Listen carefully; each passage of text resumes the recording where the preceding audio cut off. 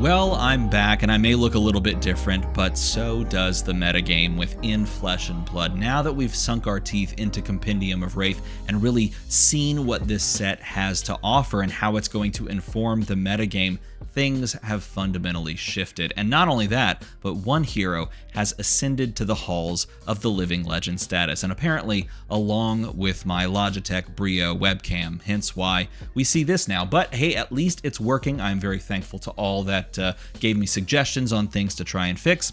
I think it was actually the webcam crashing my computer all along. So, I guess that it is what it is. But to sort of lay the groundwork of where this meta has shifted, let's take a look first at the ProQuest Las Vegas. I'll move my face out of the way. ProQuest Las Vegas Week 3 results. And wouldn't you know it, Week 3 has brought to bear the craziness that is the Flesh and Blood metagame. And more so than we've ever seen before, I think this truly is the time where you could just about play anything and find some success. Now, there are some key caveats, and there are some heroes that have clearly gotten worse, but taking a look at the way this graph and this gradient lays out, and also taking into account what we saw over the past couple of callings, over the past couple of weekends, things have really been surprisingly open. I think there are a couple of through lines and a couple of threads, storyline beats, if you will, that have carried us into this metagame.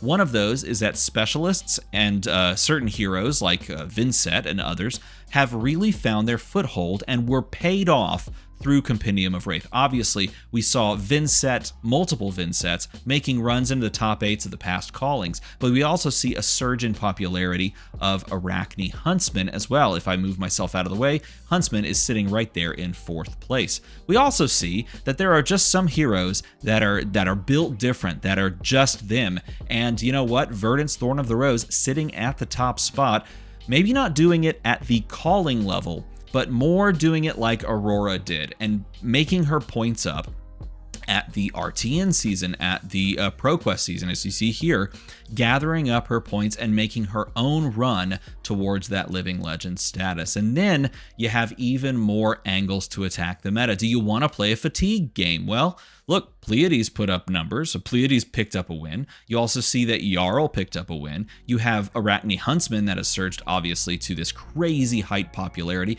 which this was a hero I spoiled and has never been more hyped than at this point, and never found more success than at this point. And I've been watching Arachne Huntsman since the beginning.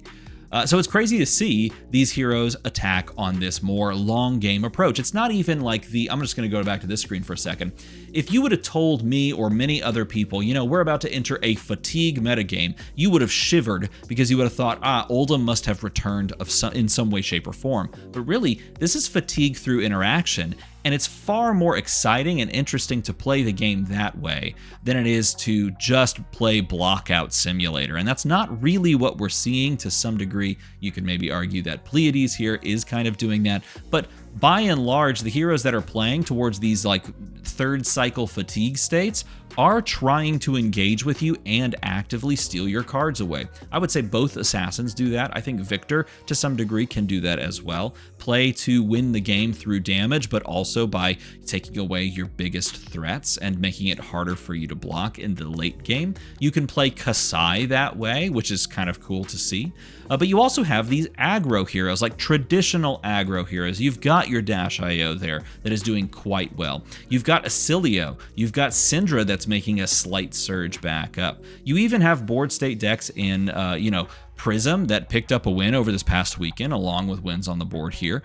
And you also see Gravy Bones still doing something, not being completely, chopped off at the stump. Things are really going crazy. And of course, I should mention Kayo, who did indeed reach enough points this weekend to ride off into the sunset and take his Mandible Claw with him. And Eugene C is probably crashing out right now, and I'm sad for him. But that being said, there will always be more to do with his favorite hero, Rhinar. I would not count him out too much. But the shift that comes from, Kayo leaving the format, I don't think is going to have nearly as much impact as what we are already seeing sort of mix up this format. You have Verdant sitting at the top, but not really showing up in calling scenarios.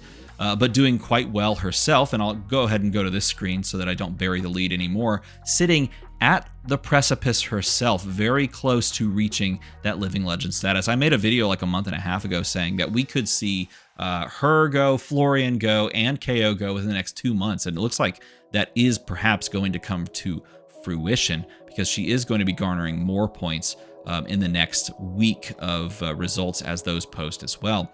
Prism also picking up some points, getting very close. Thai, who a lot of people, myself included, actually expected him to like turbo through after getting basically Art of War, hasn't made as much headway as I would have thought, but is going to be making some headway, and is currently, I should say, making some headway. Syndra continuing her climb up, but then at that point, everyone else feels relatively safe. Dio on the back of 2 calling wins, back-to-back calling wins, the true winner of the format going thus far. You have to be very good to win with this deck, and the players that are doing it are clearly very good and able to put it together, because this is perhaps the most hostile meta that Dash.io has seen with regards to just being fatigued. So if you don't have a plan to stack up, like, well, I guess what we saw this past weekend, 3 Teklo Pounders, all of them with cheese on the board, stacking up counter after counter, Plasma mainline passing counters over to other items to hopefully keep them around so you can get value out of boom grenades, and so you can stack up these just insane turns. If you're not able to do that as a player, then Dash.io is not going to be a ticket for you right now, because there's so many other hostile, lurkers out there, like Victor Goldmain, or like, your Pleiades, trying to fatigue you, trying to get you to that in-game state where you just run out of gas. And yet, Dash.io still perhaps sitting atop of the heap, really, truly, if we're looking at like the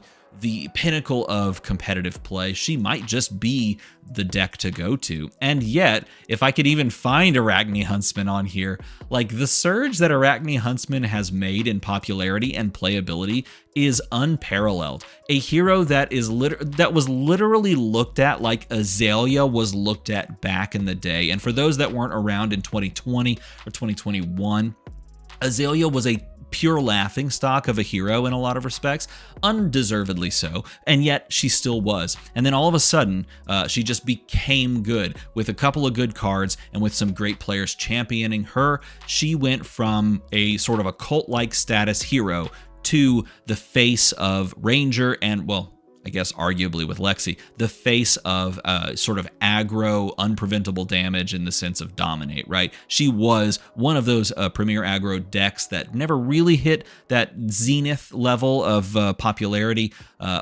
based on what she was like sort of lauded to be. And Arachne's sort of doing that now, like very close to just, pushing over the top and winning a calling both this last weekend and I think lurking in the wings 2 weekends ago. Arachne Huntsman, this is one to watch out for if you're planning on picking up a new deck, might be one to try out for yourself.